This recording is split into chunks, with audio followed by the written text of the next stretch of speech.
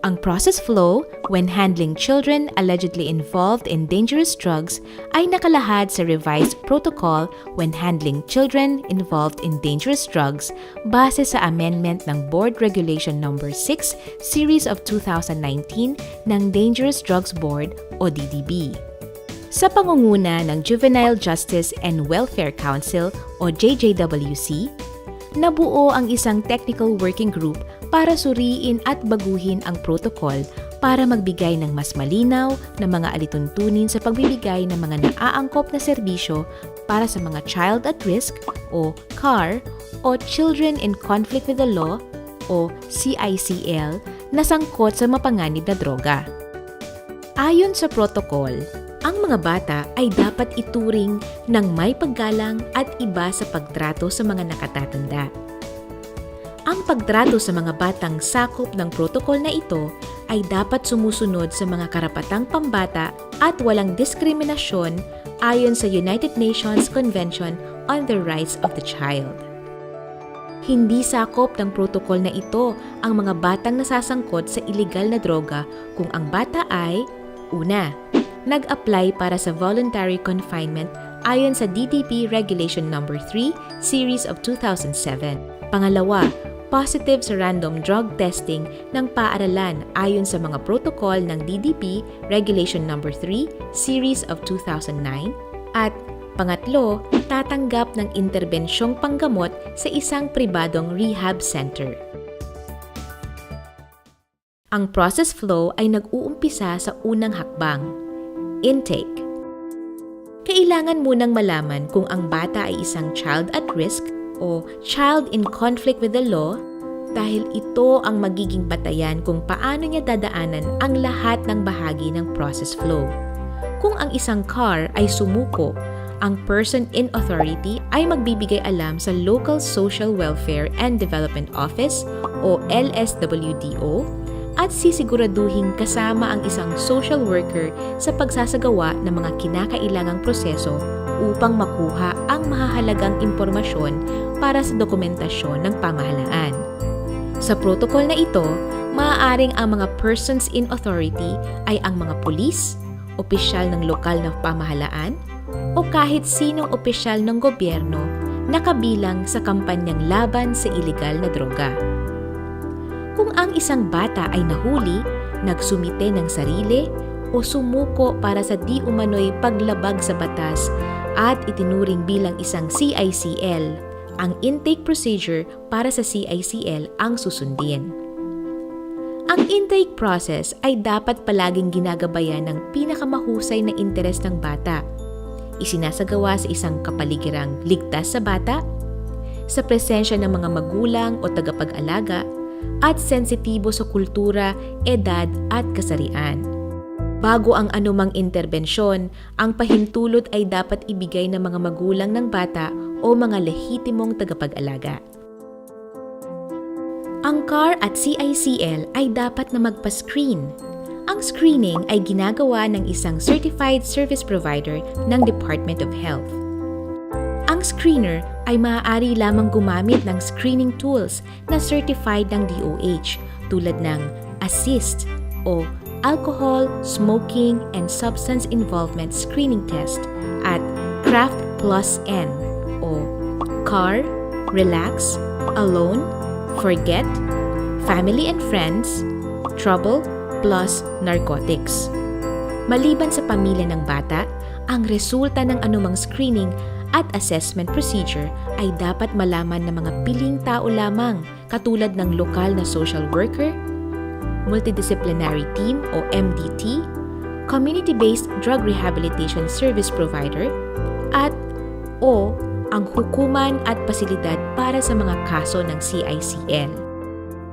Ang MDT ay maaaring magpasya kung naaayon sa pinakamahusay na interes ng bata na gawin ang parehong mga proseso ng screening at assessment anuman ang risk level ng bata.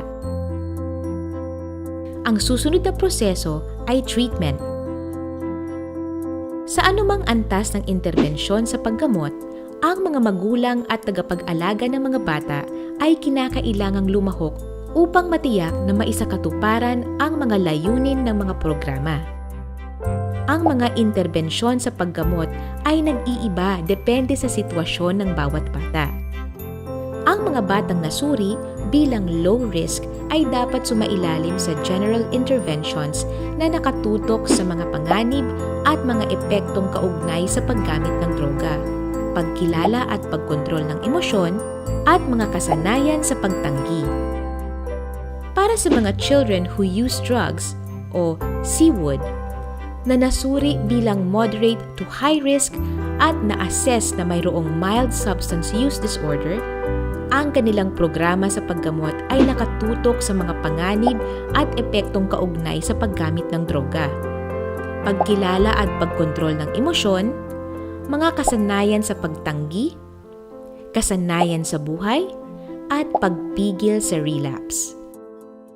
Para sa mga CWODs na na-assess na may mild substance use disorder, isang community-based treatment and care program na natukoy ng MDT ang ibibigay. Para sa mga CWOD na na-assess na may moderate to severe substance use disorder, isang programa sa paggamot at pangangalaga ang ididisenyo ng lokal na social worker at MDT alinsunod sa mga rekomendasyon ng DOH-accredited na doktor. Hanggat maaari, ang mga programa ay ibinibigay sa komunidad maliban na lang kung may mga dahilan para magrekomenda ng inpatient o structured outpatient na paggamot.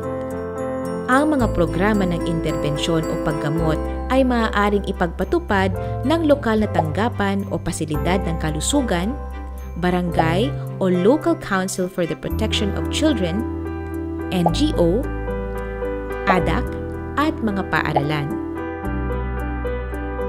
Sa pagkumpleto ng programa o interbensyon, ang bata ay bibigyan ng Certificate of Completion na patunay na siya ay nagtapos. Walang aftercare program ang ibibigay sa mga bata na nasuri bilang low risk sa paggamit ng droga. Ang aftercare at social reintegration program ay ibibigay sa recovering children who use drugs o RCWODs na nakatapos ng kanilang treatment intervention program. Kung ang RCWOD ay isang CICL, kailangan muna nilang kumpletuhin ang kanilang diversion program o iba pang mga mandato ng korte bago mabigyan ng aftercare at reintegration program. Ang aftercare at reintegration program ay gagawin at ipapatupad ng BCPC ng LGU sa pamamagitan ng MDT kasama ang LSWDO bilang case manager at overseer. Maaaring kabilang dito ang BADAC, mga focal point persons ng anti-illegal drug campaigns, mga tagapagbigay ng serbisyong pangkalusugan, mga ahensyang nagpapatupad ng batas, mga pinuno at volunteers ng komunidad, mga faith-based organizations, at mga paaralan. Pagkatapos suriin ang mga kinakailangang dokumento na ibinigay ng MDT, ang reintegration team ng LGU ay magpaplano ng isang 18 buwang aftercare program habang isinasaalang-alang ang pinakamahusay na interes ng bata at mga kalagayan ng pamilya. Lahat ng mga programa at serbisyo sa aftercare at reintegration ay nilikha upang tulungan ang CAR at CICL sa kanilang tuluyang paggaling at pagbalik sa lipunan. Ang mga programa at serbisyong ito ay dapat naaayon sa Yakap Bayan program ng DSWD na naglalayong matagumpay na maisama ang bata sa kanilang mga pamilya at panlipunang kapaligiran. Ang Yakap Bayan ay naglalayon na pigilan ang relapse sa mga RCWOD, tugunan ang mga risk factors, at mapanatili ang mga protective factors upang mabuhay ng malusog at malayo sa iligal na droga. Ipinapaalala ng protocol na ito na ang bata ay hindi kailanman dapat isama at ihalo sa mga programa at interbensyon para sa mga matatanda. Sa pagtatapos ng treatment program, kailangang tanggalin ang pangalan ng bata sa kahit anong uri ng listahan ng kampanyang kontra-droga ng nasyonal at lokal na pamahalaan. Dapat laging isinasaalang-alang ang best interest ng bata sa lahat ng desisyon sa bawat hakbang sa process flow, hindi basta-basta ang pag-aalaga sa kabataan. Dapat ay laging may case manager na sumusubaybay sa lahat ng serbisyo at programang dinadaanan ng bata. At dapat laging may partisipasyon ang magulang o guardian sa bawat hakbang sa process flow. Tandaan, mahalaga ang papel ng pamilya upang makamit ang malusog na buhay na walang droga at bisyo.